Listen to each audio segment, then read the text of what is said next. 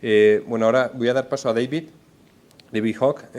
David nos va a contar este mismo marco que nos ha presentado Carlos, pero desde el punto de vista de la tecnología, cómo la tecnología puede ayudar, ¿no?, a solventar todos los retos que nos han puesto encima de la mesa. David, thanks for coming.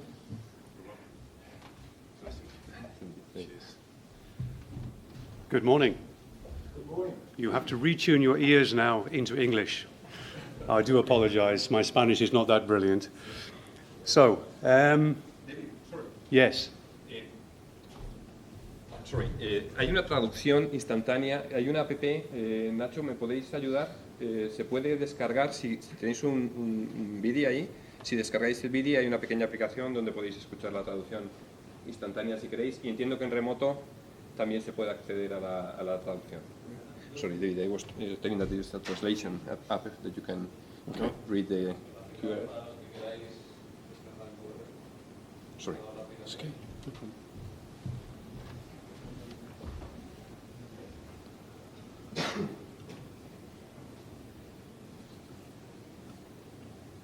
I'll just wait for a signal from the back of the room. Yeah.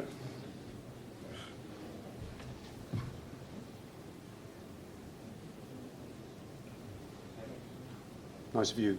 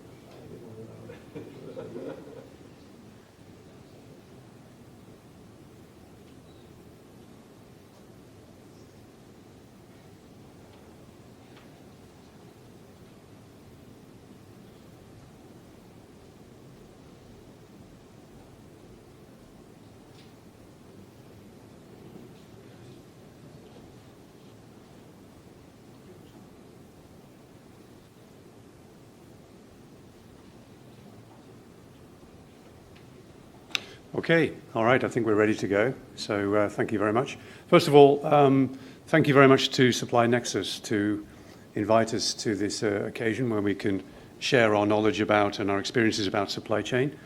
And IBM is very grateful to that opportunity. Also very grateful to the opportunity to come and meet face to face. It's a rare opportunity these days. Personally, I look after IBM supply chain across Europe, Middle East and Africa. Normally I travel all the time. The last 18 months, not at all. So probably like you, it's been video conference after video conference after video conference. So I know all about WebEx, Google, Teams, you name it. So I'm there. So hopefully our friend at the back can bring my slide up and then I can talk to it. But I've been in the supply chain world for 20-something years, I've lost count. And I've been in the IBM organization for about 15 years. I did work in Singapore, leading our sales team out there for about 5 years. I found it a little bit too hot, so I came back to Europe, and this is great. So I came back in 2017, and I've been leading up the European team since that point. Consequently, I've seen a lot of projects, and with gratitude to the previous speaker, a lot of very familiar projects. So a lot of those organizations you were learning about are in fact customers of ours. I'll talk to you a little bit about some of those. So I've been asked to talk about visibility in the supply chain end-to-end. And I'll also talk to you about some of the technology innovations that we've done over recent times and over historical times, enabling some of this capability to achieve end-to-end visibility and what that means to a business. So if I press the right button. Well, in the previous speaker, you heard a lot about supply chain interruptions. I could cover this slide with any number of press cuttings from all around the world. There's been endless number of supply chain interruptions. And in the UK, and I'm sure it's the case in Spain, supply chain suddenly becomes something that everybody talks about. 2 years ago, it's only the geeks of the world that understood supply chain. Everybody knows about supply chain now. So it's a consequence of many, many things. Obviously, COVID is a significant part of that. But there are many other supply chain interruptions. We saw a big boat getting stuck in the Suez Canal. We've seen tsunamis, unfortunately. We've seen Icelandic ash clouds. We've seen conflict in certain areas. We've seen demands around ethical trading, interrupting supply chain, smooth supply chain operations. So it's going to persist. It's going to be a problem going forward. And I think our previous speaker talked about this as well. So what that relates to is some people who witnessed this firsthand. If you look across the top line of statistics, these are pieces of information that were gathered by IBM. We did some research. We talked to various vice presidents of supply chain and supply chain professionals, and they gave us a consistent response around their need for visibility. So the number in the middle, 97% of all the companies we interviewed agreed that they needed to have better end-to-end visibility of supply chain. 85% of those companies felt that complexity was getting in the way of a happy life, and that was going to continue. And 50% of the manufacturers that we interviewed talked about disruption avoidance, and the need for innovation to take care against those disruptive behaviors. The bottom row of statistics relates to the consumer, so the people that we serve. Certainly the retail organizations will know about the consumer firsthand. Other organizations a little bit further back in the supply chain will be kind of aware of it, but also very conscious of the fact that the consumer has a very strong voice when it comes to supply chain operations, more and more so. And in the previous presentation, we saw some evidence of that, how the consumer is driving that behavior, and how that consumer is driving what retailers do, what consumer packaged goods organizations do, and other organizations that supply out to us. So you can see across this chart the requirements for transparency in the supply chain, the ability to understand more about environmental impact. My children are very concerned. My wife is very concerned about environmental impact. I am as well, about the environmental impact of everything we buy. Do we buy more than we need? Do we buy just enough? Do we buy the right stuff from the right place at the right time? And that requirement to be more transparent about what we're buying is also feeding its way into innovations that we have to deal with and technology that we have to provide to our business clients. There's also a concern about things like food waste. So that is a very specific area around supply chain. So it's what we eat and how we consume food. But it's a horrendous fact that of all the products that are farmed and carefully grown by farmers around the world, more than a third of it is thrown away. It's disgusting, really, and it should be repaired. And we can play our part in doing that as consumers, and we can play our part in doing that in terms of better supply chain tools. So let's talk about some of those things. So who are we addressing? From IBM, we're thinking about the supply chain professionals. We're thinking about the vice president of supply chain. We're thinking about people who are involved in supply assurance, inventory management, people who are responsible for filling orders. All of these folks are struggling with some of these supply chain challenges. And it's our responsibility to provide technology to help them win the day. So if you look at some of these issues, the VP of supply chain, as I mentioned, is looking for end-to-end visibility, looking to anticipate supply chain disruptions. It's the common comment made, if only I'd known that there was this problem occurring somewhere in the world, I could have done something about it. So if I know earlier, then I can take some mitigation, I can take some action to navigate around the problem and continue the supply. Supply assurance, so they're interested in knowing about the provenance of the goods. Where did it come from? Is it actually what it says on the tin? Is it coming from the right source? Is it ethically produced? Is it the organic product? Is it properly traced? If it's a safety critical item, does it have the right certification? Does it have the right documentation?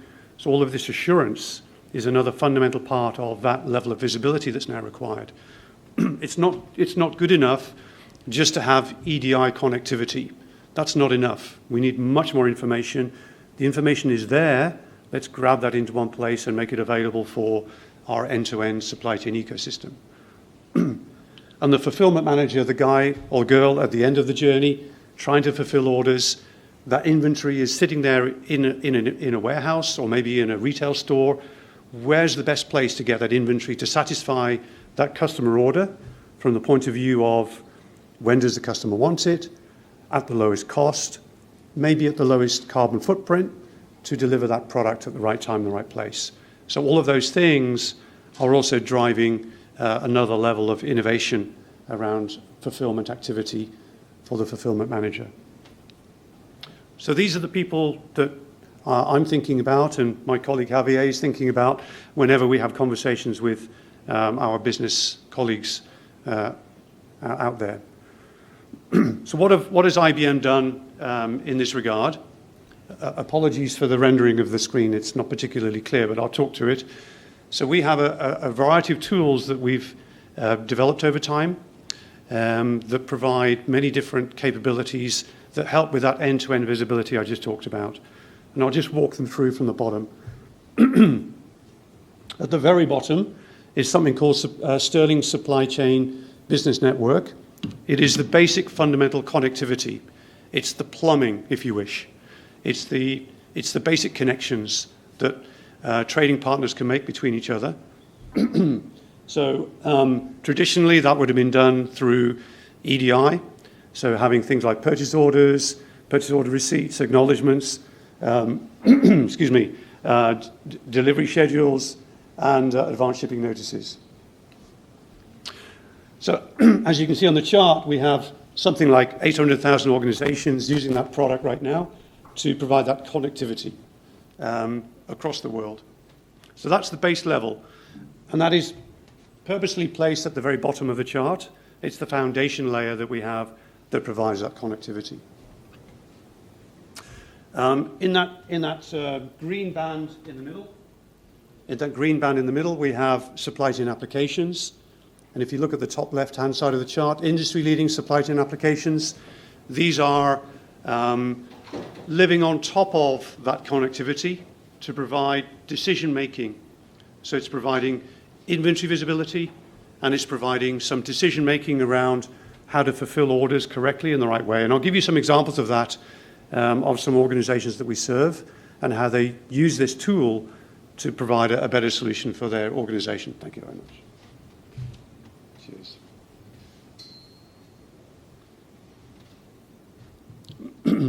And these set of tools have been well used in the market for around about 20 years. So they're very mature, they're very robust, they're very secure, and they do the job as required. On the right-hand side of this chart, you'll see some more recent innovations. And at the very top, we talk about something new, which is our supply chain intelligence suite. It's producing an extended end-to-end control tower, end-to-end visibility, including artificial intelligence. So have a think about it. If you think about connecting all of your ecosystem partners, the suppliers, the people you serve, the transport management companies, the logistics organizations, the warehouse operations, that's a lot of organizations joined together into one ecosystem.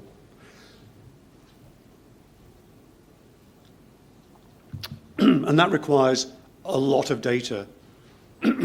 So with that amount of data and the requirement to process that data quickly, human beings can't do it all by themselves. It's too much. It's too much to ingest, it's too much to analyze, and it's too much to make decisions. So that's why we introduce artificial intelligence to do some of the heavy lifting in that area, to do the ingestion of that information. It could be from structured data or unstructured data. So think about weather information, Twitter feeds of a strike, or a boat stuck in the Suez Canal. Artificial intelligence can ingest that, make sense of it, and then bring it into this control tower capability.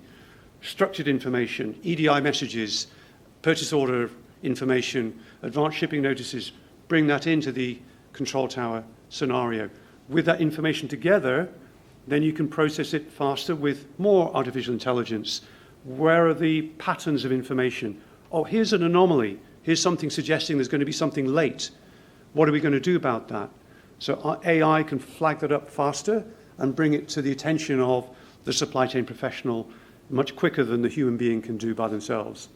And then finally, can AI help with some decision making? Yes, it can. AI is teachable. It's like a very smart MBA graduate. Hasn't got a lot of experience, but by my goodness, they're smart. You can teach it. So you can teach it, well, in this scenario, we resolve that problem, taking care of these issues, 1, 2, 3, ABC, and the AI tool will remember that for next time we have something similar to that, and it'll come up with some suggestions the next time we have that type of scenario. So AI can help in 3 different areas: ingesting a whole bunch of information, analyzing it, coming up with alerts that give you opportunity to react, and then also help you with resolution because it remembers what we did before. So these are quite interesting and dramatic changes that we're innovating right now. And personally, I find that quite exciting because for the last 20 years we've been doing similar stuff, and now we're doing much more advanced things with the power of computing, the availability of cloud computing, and the accessibility of network-related data, bringing it all into one place to make sense of it. And you can see in here, there's some other innovations. We're also bringing blockchain into the equation. So if you're not familiar with blockchain, I can describe it in a slide coming up, but it is a way of sharing that information in an extended ecosystem in a much more transparent way and a much more secure way. And I find this also a very exciting way of using blockchain in the context of supply chain. I'm not talking about cryptocurrency. I'm talking about grown-up supply chain business problems and using blockchain to help solve that problem. And we recently announced an environmental intelligence suite. So as a variation of control towers, it is very much focused on things like the carbon footprint, how much potential damage are we doing to the environment by various actions we're doing in the supply chain, and those actions, can we control from an environmental point of view those actions? And EIS, Environmental Intelligence Suite, will help us record and give us guidance on what to do better. We're also making it available for developers to work with us. We at IBM, we have a very large research and development organization, of course, but we don't have the answers to everything. So we have business partners that come along with a great idea, and they can join in and extend out some of the capabilities using their innovations. So we make it open, accessible, and provide enablement and training and the connectivity to this type of technology to help them advance something they want to do in their domain, their specialism, and provide that extra strength. And we do harness all aspects of hybrid cloud deployment. That's the technical bit. That's about the only science bit I'm going to come to, which is that we leverage software on-premise, on cloud, and in various hybrid scenarios for strength, resilience, scalability, etc. So we've been busy. Okay. So, okay, just a few snapshots on some of those things. The supply chain business network, just taking the lid off that for 10 seconds. It gives that level of connectivity. It has over 800,000 organizations using this technology right now, every day, every minute of every day, reliant upon it. It's very much focused on EDI connectivity, but it also manages files. It also helps with various standards, so it subscribes to all the communication protocols, all the EDI protocols, things like PPOL for e-invoicing and standards around the EU, all of those good things. So it's a very reliant platform for connectivity to join the dots together in this ecosystem. So one organization, I'll just pull one out, one organization that's using it extensively every day, Seva Logistics, you can read about this on our website, been using this solution for quite some time, and they found that with this, they were able to automate significantly their connectivity and their information transfer between their trading partners. And when they were onboarding new trading partners, they could do it 40% faster, which was really good for them. And it was a cheaper solution compared to their in-house built offering. And they're a logistics company. Why would they spend all their money on building an IT solution when there's something off the shelf that they can take from us as a SaaS service, a software as a service solution? So good story, and it's representative of the organizations that leverage that technology. Okay, so inventory and order management. So the previous speaker talked about the power of the consumer and how that consumer is driving retailers and consumer packaged goods organizations to serve them better. And to serve them better, they are looking to achieve better omni-channel retail experiences. The shopper would like to shop online, of course, also in store, maybe start the journey in an online fashion, end the journey in store, but also then have it delivered to home because it's more convenient. So joining all of those dots together can be a little bit complicated.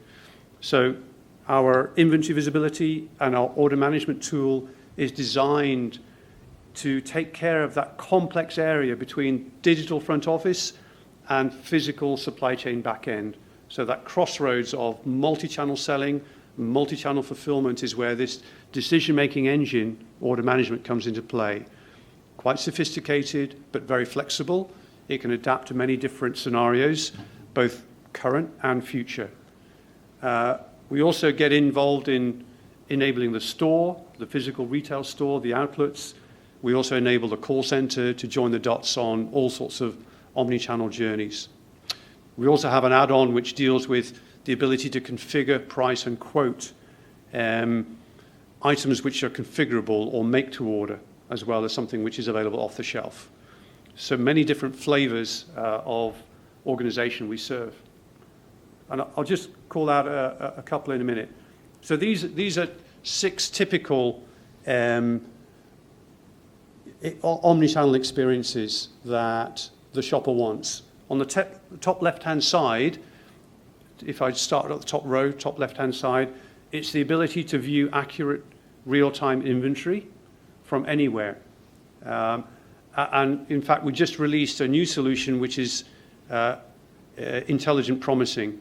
So bringing that information, not just the availability of inventory, but what is the estimated delivery date of that inventory up onto the website, and make that extra piece of information available to the shopper.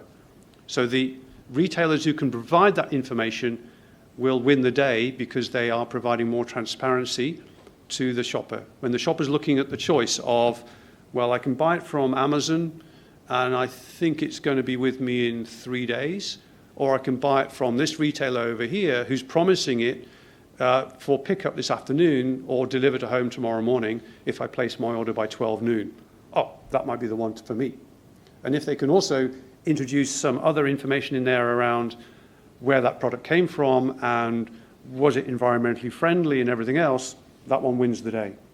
Okay, so that's what's driving the retail behavior, becoming ever more sophisticated and ever more focused on serving the shopper better.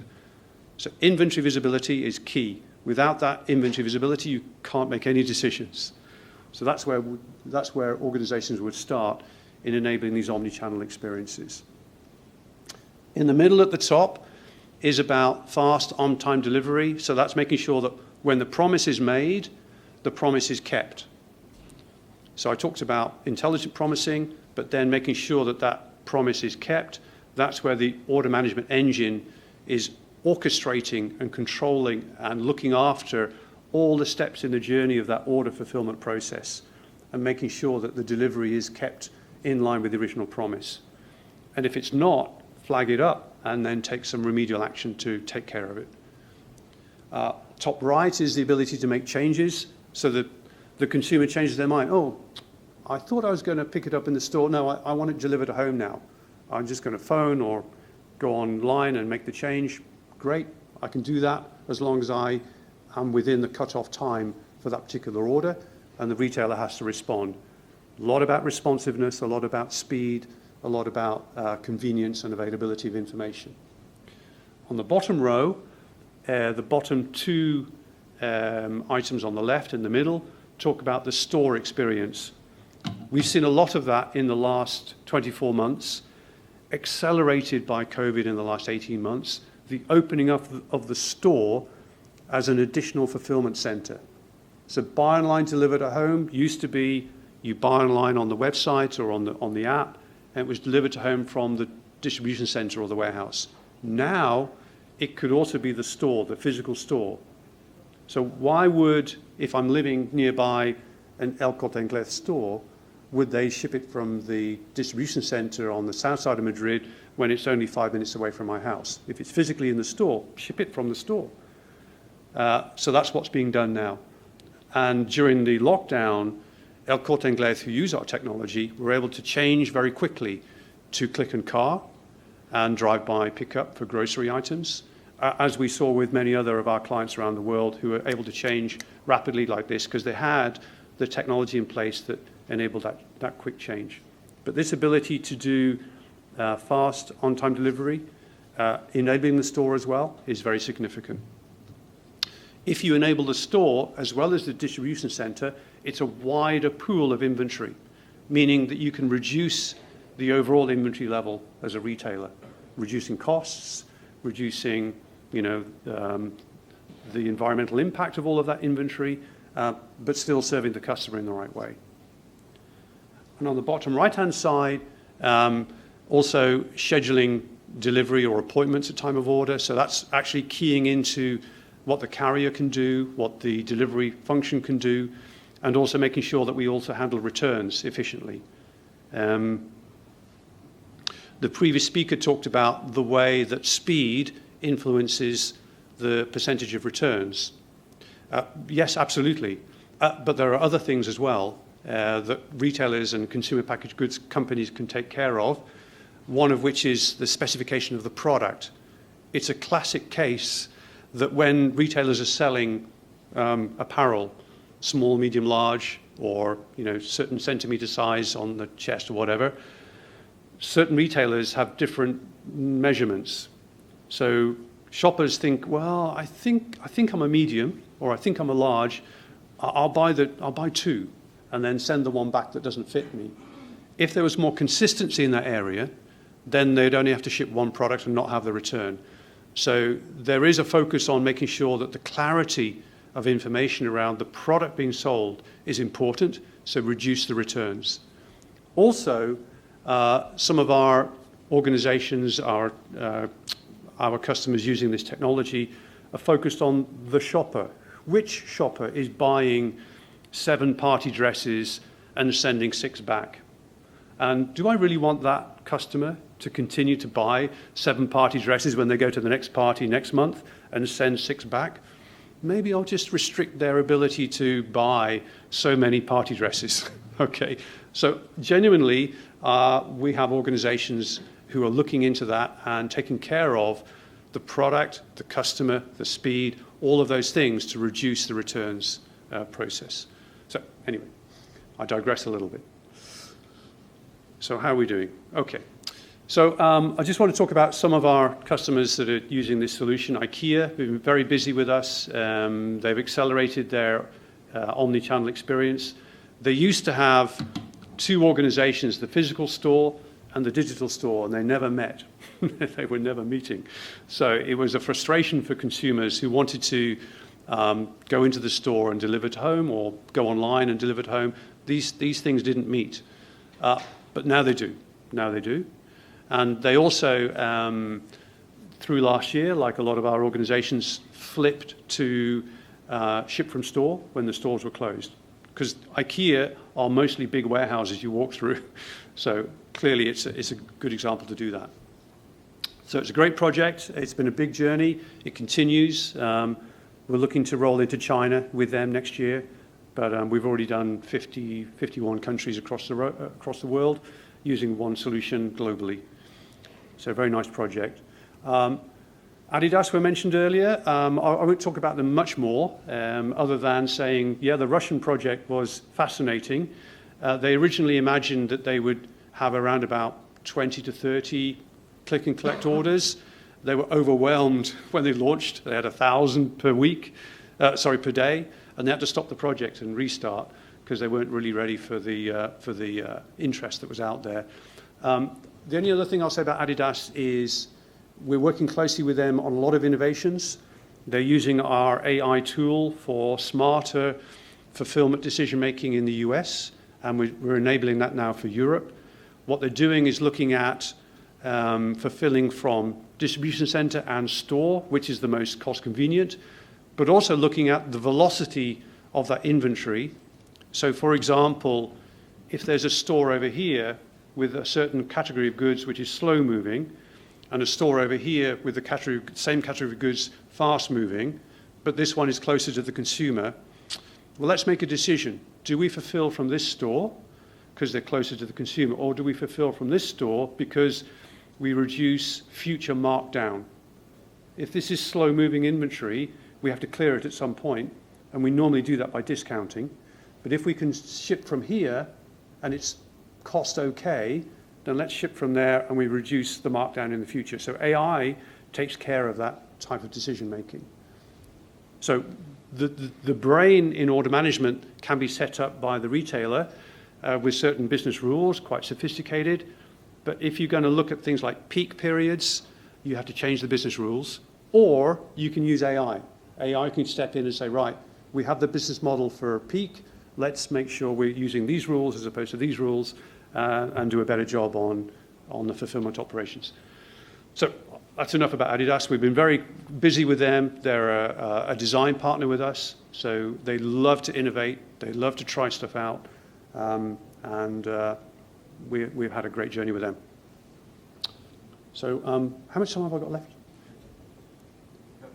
5 minutes, okay. Let's speed through this then. So our new baby is Supply Chain Intelligence Suite. This is the one that's providing control towers.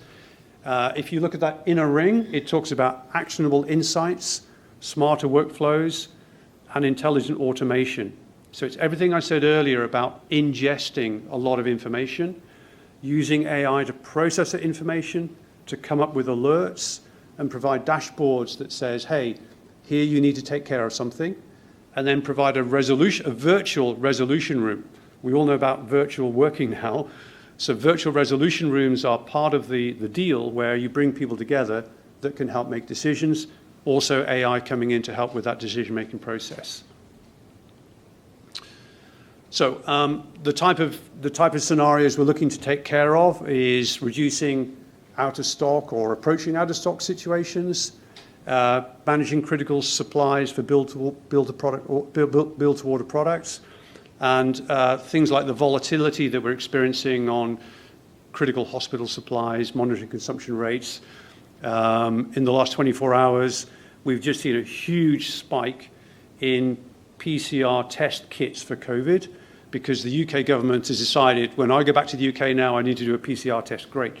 So I spent half an hour this morning filling in forms, but that is another volatility of demand that our control tower can take care of. And we have a control tower in play right now in Northeast United States, working on the critical care products for hospitals. We also use this control tower for track and trace. I mentioned earlier about the connectivity of organizations using EDI and so on and so forth. That's not enough. It's not enough data. You need much more information. So our tools around blockchain are able to bring that information together. All the documentation and the transactions that are occurring, the movements and the processing of product, we track through our transparent supply and IBM Food Trust products. If I just move on to some of those examples. So this is an example of, in fact, this is Lenovo. We worked very closely with Lenovo to build out our supply chain control tower capability. They were the ones that helped us innovate things like resolution rooms and the use of AI. And they're able to do a whole bunch of things which enable them to connect with their extended supply chain and manage these disruptions in a much smarter way. It's a very well documented case study. Gartner analysed it as well, so I think it's something you might want to look at for industrial or electronic goods types organisations. Another organisation, this one particularly using Control Tower for looking at safety critical items, tyres in this case. So each of these items are lock controlled, and also they need to take care of the variations in demand. Right now, the variation in demand is northern United States getting a little bit colder. They need the cold winter tyres in the north. So there was a spike in requirement, and they were using the Control Tower to help respond to those disruptions and that volatility. Walmart using our transparent supply solution in the context of food tracking and traceability, and also management of recalls. So they did a study on mango fruit, and they imagined a scenario where there was a batch of mango fruit that was going bad, and they had to recall it. So that batch had been distributed to many different DCs and stores, and to do that manually without the tools that we provided, before the tools were available, it took them about 2 weeks. It was a paper trail. So getting paper from here, from there, from emails, phone calls, it was a horrendous process. Now, it's 2 seconds. So they can find out where the stuff is and execute the recall if needed, and take care of safety of food. So this is a schematic of the type of supply chain that we're controlling in the food trust area. So looking at all of the different elements of data provided by growers, processors, wholesalers, distributors, food logistics companies, all of those organizations adding some value or doing some movement in the supply chain. So we trap and record all of that into one blockchain database, and it's available for all of that ecosystem to look at. So it's a quite innovative new way of doing things. Historically, you'd have an EDI message going from organization A to organization B. They would communicate to organization C. They wouldn't have visibility of what organization A was doing. So, but blockchain brings it all together into one place. And just a couple of examples. So the people who are online, they can very nicely get their mobile phone out and scan that little QR code. What that QR code is stamped on the product. In this case, it's with Carrefour. Carrefour are very busy with our solution, particularly looking after their own brand products, organic products for food, and also eco products like this baby wear here.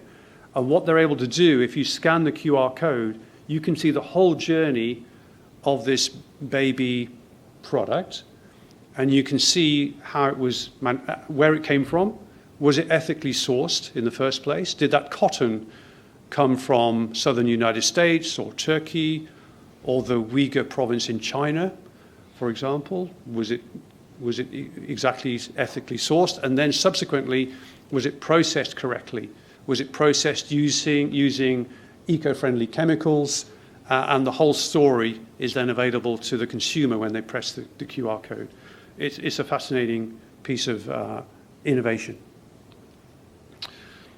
So finally, I mentioned about our ability to connect with our business partners, and they're very quickly jumping on this technology with our open source capability, and they're extending it out.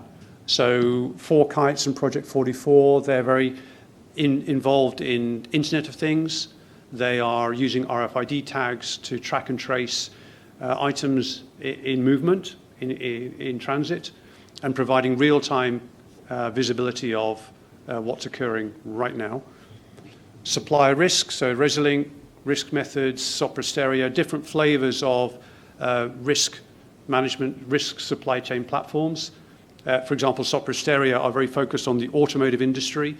They're doing projects with Peugeot right now to look at inbound supply of materials to final production lines, and using this Control Tower technology to help understand the risk of delays. And on the right-hand side, You may know that IBM acquired a company called The Weather Company, and we're bringing the Weather Company information into what we're doing on control towers. So we have the Environmental Intelligence Suite that's linking into that, and also the Weather Company can also provide information into the control tower technology to provide information about upcoming events that are occurring. So over the weekend we had a storm in the UK, it put snow everywhere. We're not very good with snow, like here in Spain. So everything stopped, and if organizations had that visibility of not only the fact there was a weather event coming, but what particular goods were going to be affected, they could make some decisions on how to mitigate that supply chain interruption. So finally, if you want to know more, and there's a lot more, you can go to our website. It's conveniently mentioned supply chain after the IBM.com message. So there you go. That's me. Thank you very much.